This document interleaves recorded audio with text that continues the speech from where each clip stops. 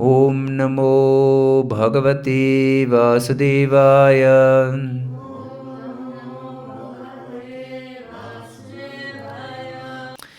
We're reading from Srimad Bhagavatam, Canto 10, Chapter 24, Text 18.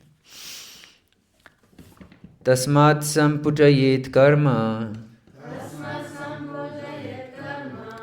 svabhavastah svabkarma krit anjasa yena vartita tatevasya hidaivatam. Translation. Therefore, one should seriously worship work itself. A person should remain in the position corresponding to his nature and should perform his own duty.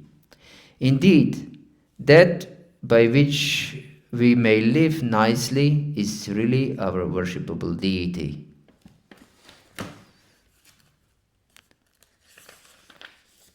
Purport by the disciples of His Divine Grace, Srila A.C. Bhakti-vedanta, Srila Prabhupada Ki Jai. Lord Krishna here proposes the modern, if absurd, philosophy that our work of our occupation is really God and that we should therefore simply worship our work.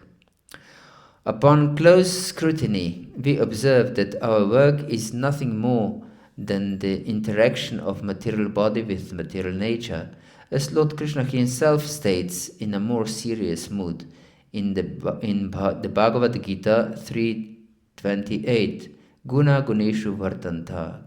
Karma Mimamsa philosophy accepts that good activity in this life will give us a better next life. If this is true, there must be some type of conscious soul different from the body. And if that is the case, why should a transcendental soul worship the interaction of the temporary body with material nature? If the words sampujayet karma here mean that one should worship the laws of karma governing our activities, then one may astutely ask that what it means to worship laws, and indeed what might be the origin of such laws and who is maintaining them. To say that laws have created or are maintaining the world is a meaningless proposition, since there is nothing about the nature of a law that indicates it could generate the existential situation it is supposed to govern.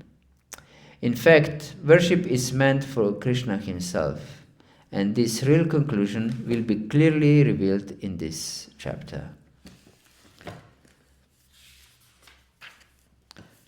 Translation of the verse again. Therefore, one should seriously worship work itself. A person should remain in the position corresponding to his nature and should perform his own duty. Indeed, that by which we may live nicely is really our worshipable deity. Hare Krishna. So, we are discussing very interesting philosophy of Lord Krishna, who is explaining Karma Mimamsa philosophy to his father.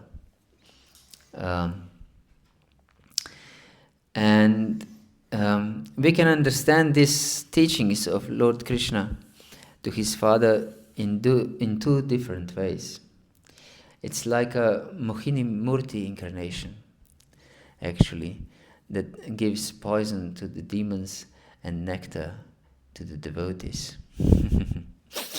And this, in poisonous way, it is explained here in this purport as irrelevant for a devotee.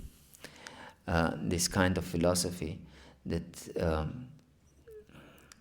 work itself is worshipable. But if we take this side of this verse, the transcendental side, because Krishna is transcendental and can do many things by one action. So he can delude demons, and with the same action he can give nectar to the devotees. And actually many times in Srimad Bhagavatam is like this. So we cannot dismiss these words of Krishna just like that. We can see how Prabhupada translated bhakti. How Prabhupada translated bhakti? Devotional service. Devotional service. So service is work, isn't it? Is to do something. It's not just I feel something. I feel love, but do nothing. So our love is expressed by our action, by our work. And here he says, therefore one should seriously worship work itself. So if we take this work as ordinary karma, even pious activities, it's poisonous, because by performing our work, even pious work, we become entangled in this world and attached very much to material life. Why the pious work is not beneficial? What do you think? It will not bring us to Goloka. Sorry? It will not bring us to the top. Yes. It will not bring us to the spiritual world, of course. Any other thought? Will bind us as a soul, because the pious work and sins are almost the same, to coin. Yes. These two sides. Only in this natural world. Yes, keep us. This work keeps us in this material world. Yes, and it's explained by Krishna himself in Bhagavad-gita.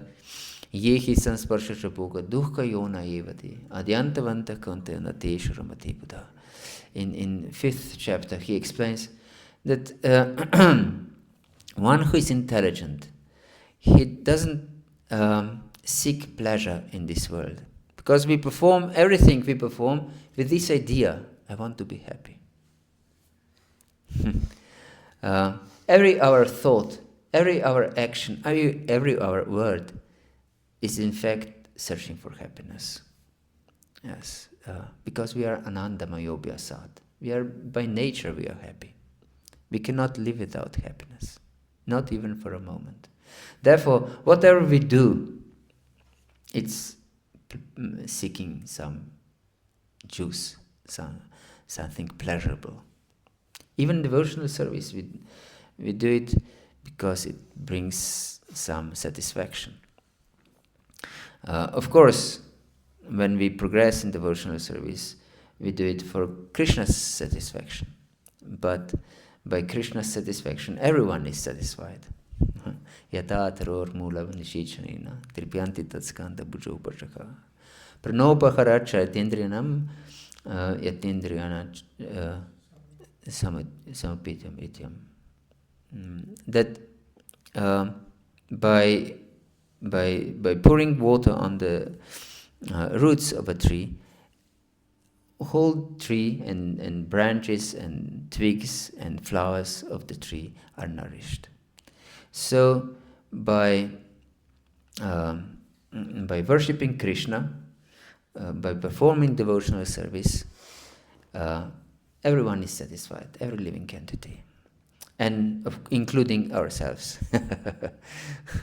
And this is, in fact, the highest possible ananda is devotional service.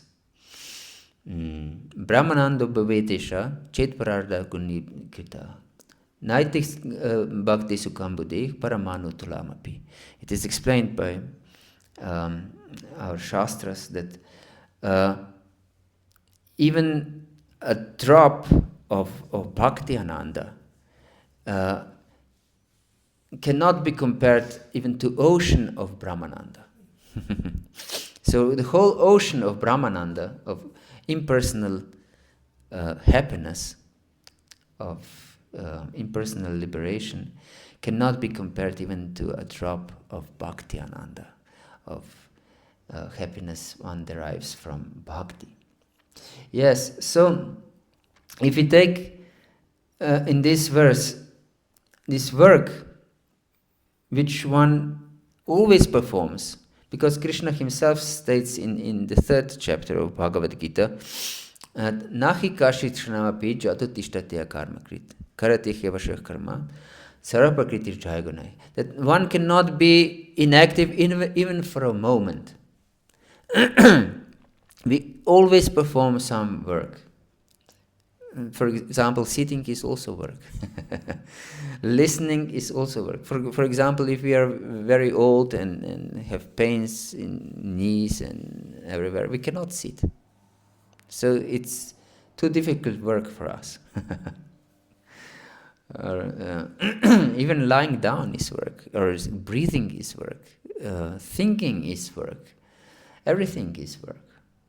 So we cannot, even if we want to stop work, because Arjuna wanted to stop his duties at the beginning of Bhagavad-gita and take sannyas. And Lord Krishna explains then later on that real sannyas is to perform work. But of course, devotional service is the only beneficial work. So if we seriously worship work itself, as Krishna recommends here, that means that we should worship bhakti. That we should worship bhakti. Yes. Work for Krishna's satisfaction. Then everything is perfect. But if we worship some material activities, as demons can understand from this Krishna's advice, then of course we'll be just caught in this material world, as you mentioned, and we cannot reach our true goal, which is spiritual, of course. We should know that our existence is in this material world is on different levels. One is bodily level, one is emotional level, subtle level, and one is, of course, spiritual level. And if we want to satisfy our body, we should nourish it with the same substance from which body is composed. That means biological substance.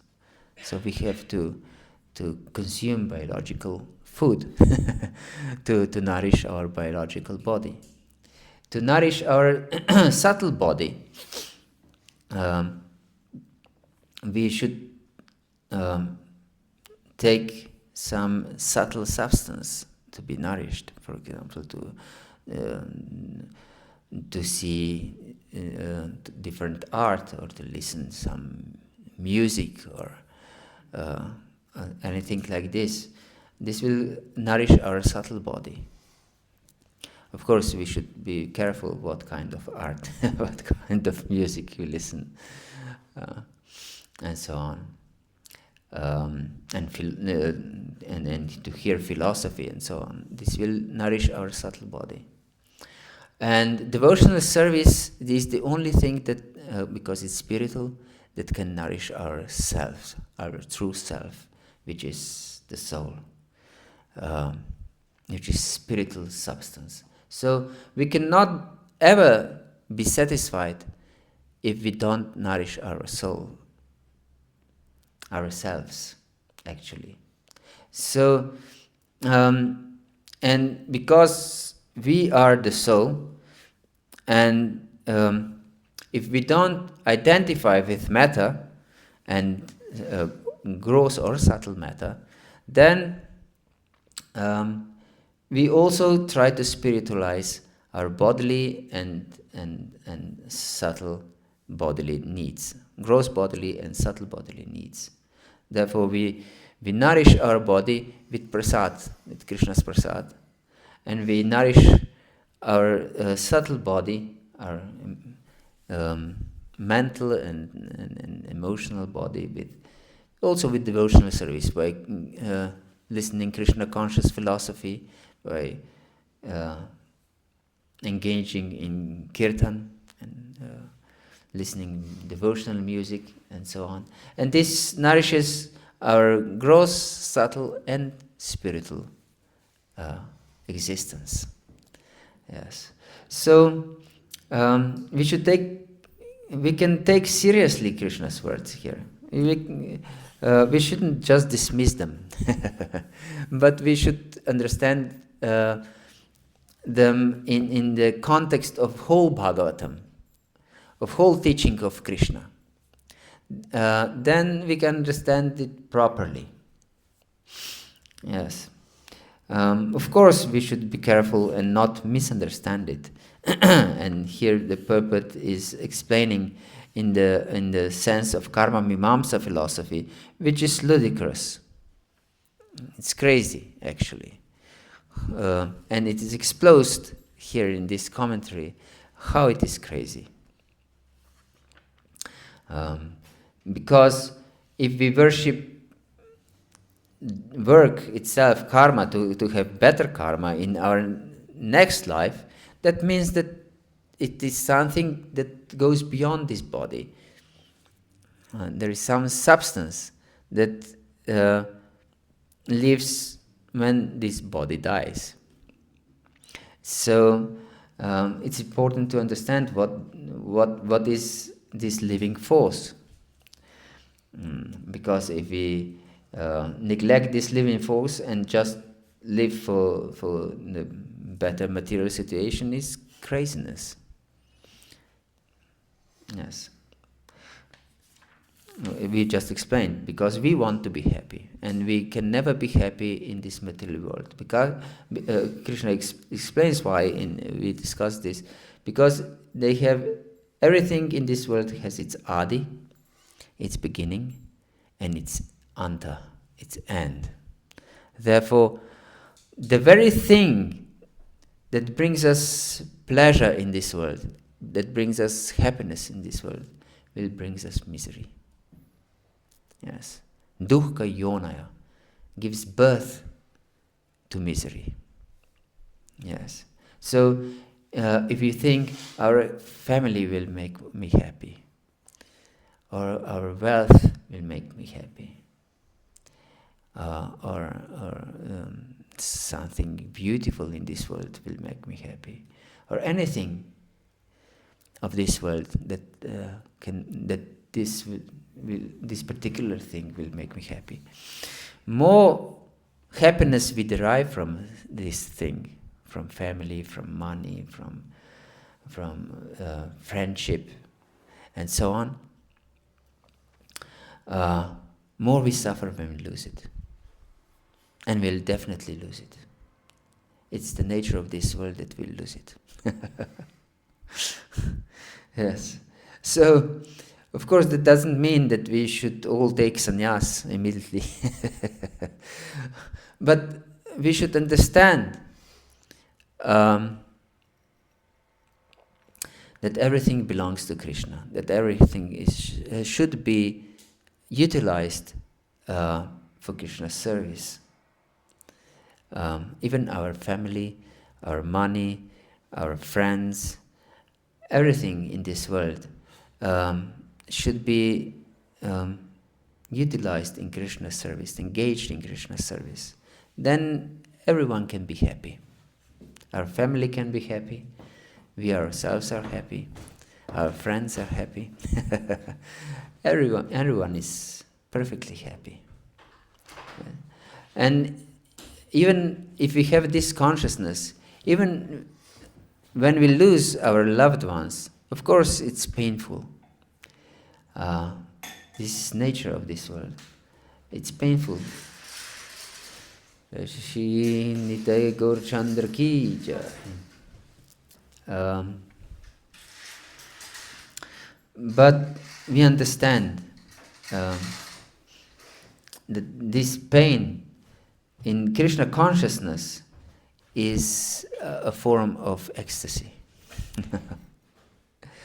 Yes, it's a form of ecstasy. And Bhaktivinoda Thakur explains that that suffering that he experienced in devotional service are his highest ecstasies. Yes.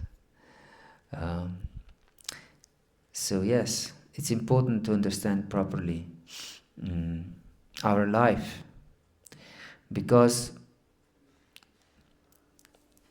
of this fact that we want to be happy, and this is the devotional service, the philosophy of devotional service is art of becoming happy.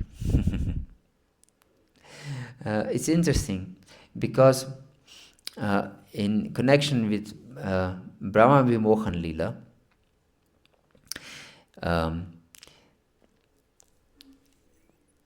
Shukadeva Goswami explained that when Krishna became these calves and cowherd boys for a year, those parents loved Krishna much more than their own children. Their love for their children, who were Krishna, increased unlimitedly. And Maharaj Parikshit was very perplexed how it's possible, because it's not natural. We can see in this world that one loves his own child more than any other child. Even your own child is naughty and not well behaved and so on. Still, we love our children more than good behaved neighbors' children. Isn't it like this? It's natural. And Maharaj Parikshit was perplexed how it's possible that those people in Vrindavan loved Krishna much more than they loved their own children. And we mentioned yesterday that even Rohini loved Krishna more than Balaram, 1,000 times more. Even though Balaram is Krishna himself. There's no actual difference between Krishna and Balaram. But still, Mother Rohini loved Krishna more. And then Shukadeva Goswami answered very interestingly. And he said that because everyone loves himself or herself the most. So, and whatever we love in this world is by connection to ourselves. Even our family, our children, our wealth, our house, our property, our reputation. We love these things just because we love ourselves. Because they are connected to ourselves. And because Krishna is the self of ourselves, we love Krishna more than anything else. We love Krishna more than ourselves. Because he is the self of ourselves. And actually everyone loves Krishna. Unlimitedly. Even the most ardent atheists. Their only love in their life is just for Krishna. And Krishna himself explains this.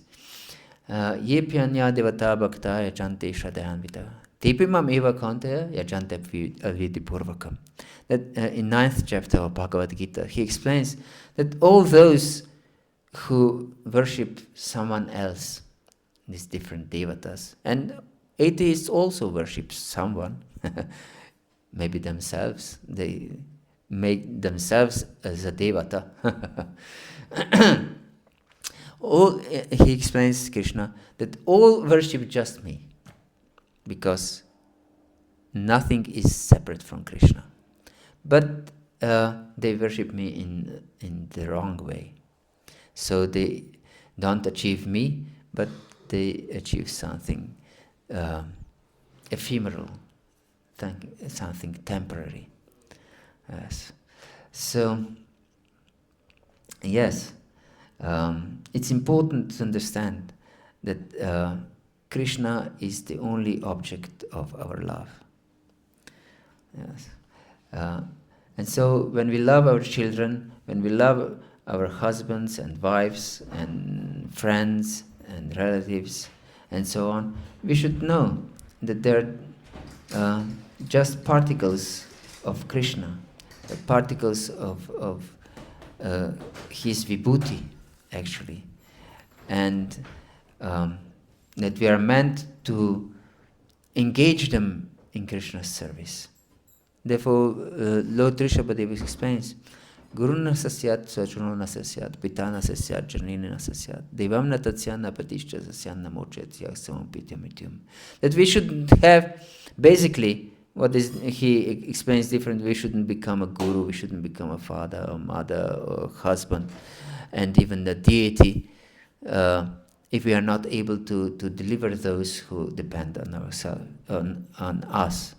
So, what basically it means that we should first ourselves be Krishna conscious,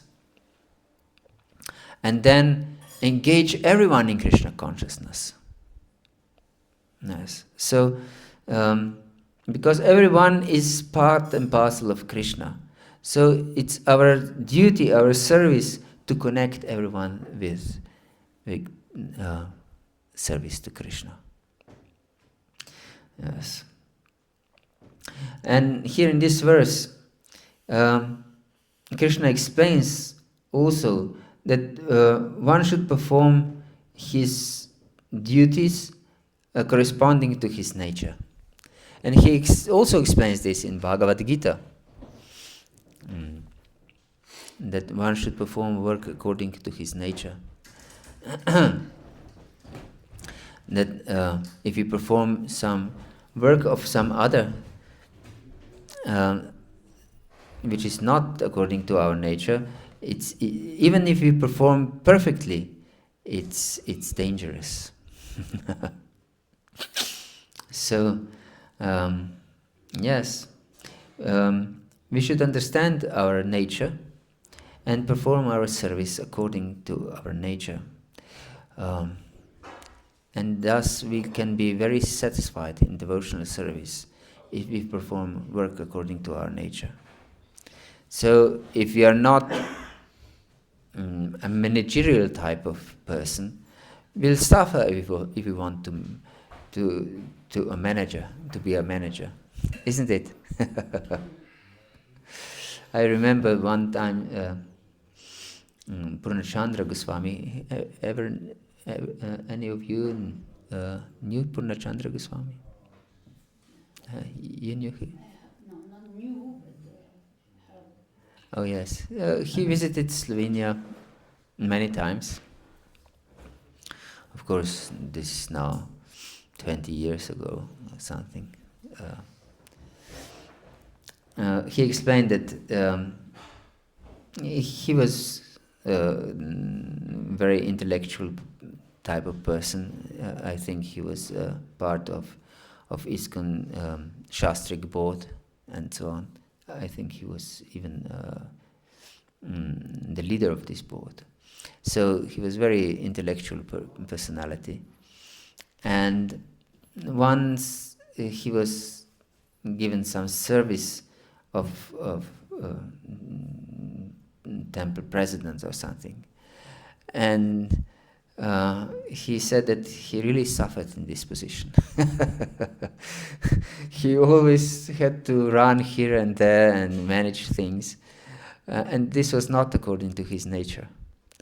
And he suffered. He performed this nature for the service of Krishna and devotees, but he tried to get out of this service very quickly because it wasn't his nature. and then he just taught devotees. He was a teacher also, and this he enjoyed this much more than managerial type of service. But someone would suffer if he has to study and teach others. Maybe his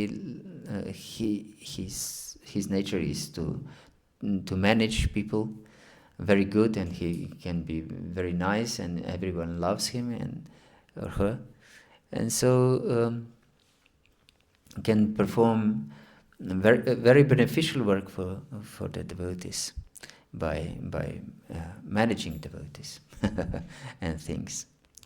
So we should perform our duty according to our nature. Indeed, that by which we may live nicely is really our worshipable deity. And we explained that any type of work, no one, let's put it in this way, no one wants to be a slave, isn't it? Is there anyone who wants to voluntarily be a slave? Not in the material world, but in the spiritual world, yes, slave of Krishna. A slave of Krishna. This is actually meaning of das, or dasi. Yes, but this is the ultimate freedom. Slavery of Krishna is ultimate freedom. Actually, it's contradictory, but it is like this. And Krishna explains also in the third chapter, Yagyartat karmano yatra lokayan karma bandhana tadartam apikante mukta sangha samachara. That therefore everyone should perform their work for Krishna's satisfaction, for service to Krishna. And thus we will always be free. By this slavery to Krishna, if we take it in this way, we will always be free. But if we perform for our selfish purposes our work, then we'll be slave to this nature, to material nature. So yes, because everyone wants to be free. Yes. Therefore, we should worship our worshipable deity is our service to Krishna. Because only this life is nice life. Every other life, material life, is miserable life. Yes. And it's proven many times. Yes. And also explained by Prahlad, Matirnat Krishne Prataksatova, Midobi Patita Grihavardhanam. Adanta Gobri Vishatam Tamisram, Punakh Panashcharvita Charvananam. That this material world is trying to be happy again and again and again, like chewing the chewed. But no one can be happy. Everyone just suffers in this material world. And Krishna also explains this in 2 times.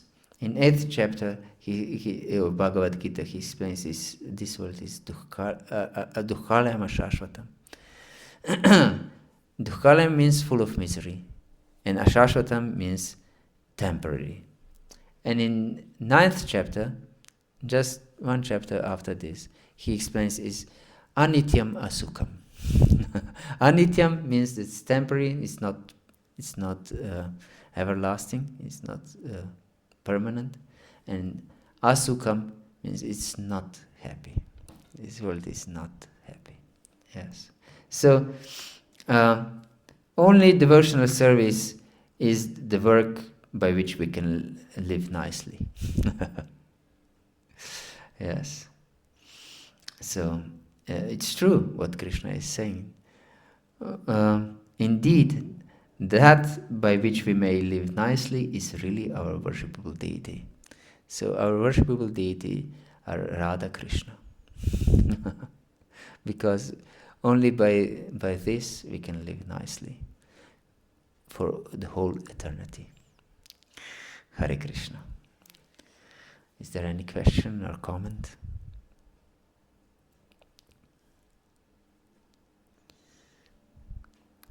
Please don't be shy.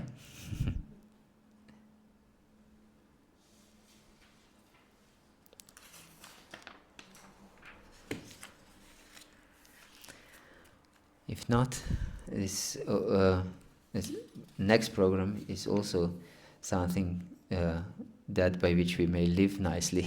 It's prasadam, prasadam time. Srila Prabhupada ki jai, Gaura Bhakta Vrinda ki jai, Nitai Gaur Pramanande.